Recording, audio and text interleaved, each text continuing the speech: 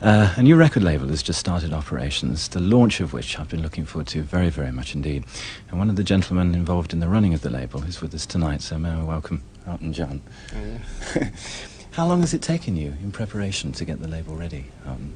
Well, we first thought of it last June. We were making Don't Shoot Me, I'm Only the Piano Player in France. And David Johnson, my guitarist, wanted to sort of make a solo album, and we sort of tried to get him a good deal everywhere with other record companies, and they really didn't offer even an adequate deal for a new artist.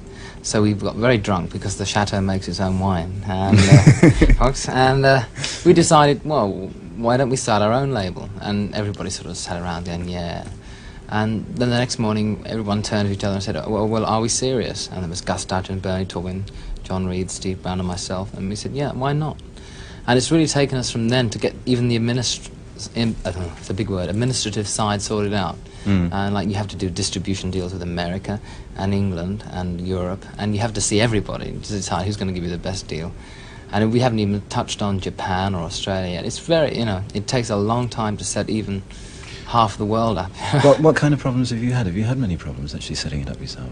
Well, finding offices, for example, was a huge problem. I mean, you just can't it doesn't really happen overnight. We had about 12 sites that were great and 12 sites that fell through because they didn't really want to lease it to a rock and roll record company.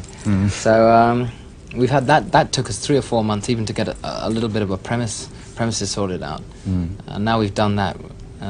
It really, the administrative side of things in this business is really a drag. I mean, it really is. I mean, it just is just totally incomprehensible that it takes sort of like 9 months to set something up, but it does. What kind of people will you be recording? I know Long Dancer is the first single out. Long Dancer are the first act we really signed, and Davey. We were supposed to assign Bruce Johnson. Whether that is on or off, and I can't really say at the moment because he's pulled out of 3 deals in a year. We still probably might have Bruce, I don't know. We've got 2 or 3 other acts that we might be interested in signing, people that you've probably heard of. Again, that's a very difficult thing because if you try and sign an act, it could be on and off, the situation can be on and off very easily. But we've had an amazing response. We put a full-page advertisement in one of the leading musical weeklies, and we had a good response from that. We've listened to every single thing that had come in, and we still get loads of tapes every day. And we found a couple of people from just people sending in tapes, which is very encouraging. I think the musical standards have gone up a little bit. What about what's going to happen in terms of recording freedom? Because so many people say that they are inhibited by record labels and just the amount of time, for example, that one gets in. No, well, that's the reason why we set it up. The whole reason for starting a record label was to get away from the, well, you must record an album in 15 hours type syndrome, and also we give most of our artists get at least 10% record royalties, which is very, very high. That's another one of the reasons. And like David Johnson, for example, has been making his album. Dave, if you're listening, hurry up. Has been making his album since last June. I know he's been touring with me, but I mean, there's no real limit onto what people can do if we're behind them. For example, there's a young guy came in this week who's 18 years old. He plays the piano, and we listened to his songs and we thought, well, they're not very good. And then we sat down and said, well, was I writing very good songs when I was 18? And I said, well, I wasn't writing any songs when I was 18.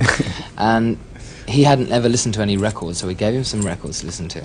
And we said, listen, go away for 6 months. We'll give you wages every week for 6 months and come back and see us in 6 months. That's what we're looking for, Because I know how hard it was when I tried to get a publishing. It's such a hard thing. And for example, Long Dancer, average age are about 19 or 20.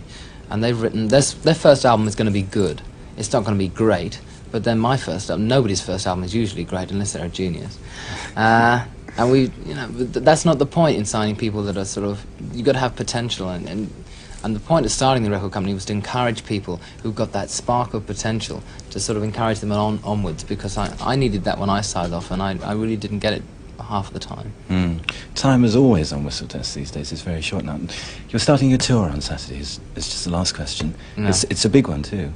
Well, it's the most extensive tour of Britain that I've done. It starts at the Boston Gliderdome, which I've always wanted to play since I was a rhythm and blues backup player, folks. And yeah, it's 3 or 4 weeks long, which is quite long for me. Are you looking forward to it? Yeah, I think so, because with having a successful record out, it always helps. And I think now the band is playing at its peak. I hope so, anyway. I'm not saying anything, it could be a disaster. But I think it'll be a good one, yeah. Elton, thank you very much.